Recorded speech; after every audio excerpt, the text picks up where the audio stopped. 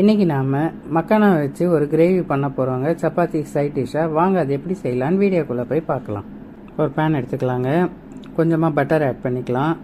இப்போ மக்கானா பார்த்திங்கன்னா 2 கப் எடுத்துருக்காங்க. இந்த அடுப்பில் சிம்மில் வச்சு நம்ம ஃப்ரை பண்ணிக்கலாம். இப்போ அதை ஃப்ரை பண்ணி எடுத்தாச்சுங்க.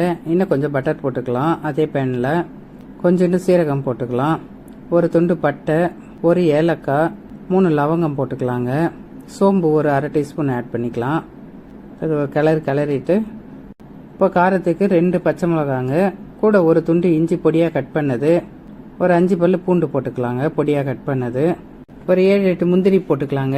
அதையும் ஃப்ரை பண்ணிடலாம். இப்போ வெங்காயம் நல்லா பெருசாக கட் பண்ணது 2 வெங்காயம், அதையும் சேர்த்து வதக்கலாங்க. இப்போ 2 தக்காளி ஆட் பண்ணிடலாம். இப்போ அதுக்கு தேவையான அளவு உப்பு போட்டுக்கலாங்க. இந்த மசாலாவுக்கு மட்டும் தேவையான அளவு உப்பு போட்டுக்கலாம். வதங்கின பிறகு 1/4 டீஸ்பூன் அளவுக்கு மஞ்சள், 1 டீஸ்பூன் மிளகாய் தூளுங்க. இப்போ கரம் மசாலா 1/4 டீஸ்பூன். இப்போ அதையும் சேர்த்து மிக்ஸ் பண்ணி வதக்கிடலாம்.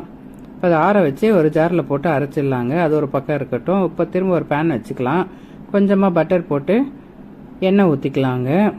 இப்போ பொடியாக கட் பண்ண ஒரு வெங்காயம் ஆட் பண்ணிக்கலாங்க. கொஞ்சம் நல்லா ப்ரௌன் ஆகிற வரைக்கும் வறுத்துக்கலாம் அதை. இப்போ நம்ம அரைச்சி வச்சுக்க பேஸ்ட் அதில் ஆட் பண்ணிடலாம். 1 கப் அளவுக்கு தண்ணி ஆட் பண்ணிக்கலாங்க.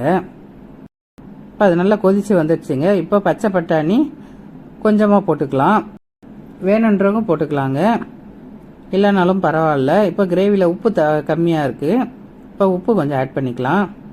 இப்போ அது நல்லா கிளறி விட்டுலாங்க. கொதி வரட்டும். இப்போ நம்ம மக்கானா அதில் ஆட் பண்ணிக்கலாம். மக்கானான்னா என்னென்னு பார்த்தீங்கன்னா தாமரை விதைங்க. இது உடம்புக்கு ரொம்ப நல்லது.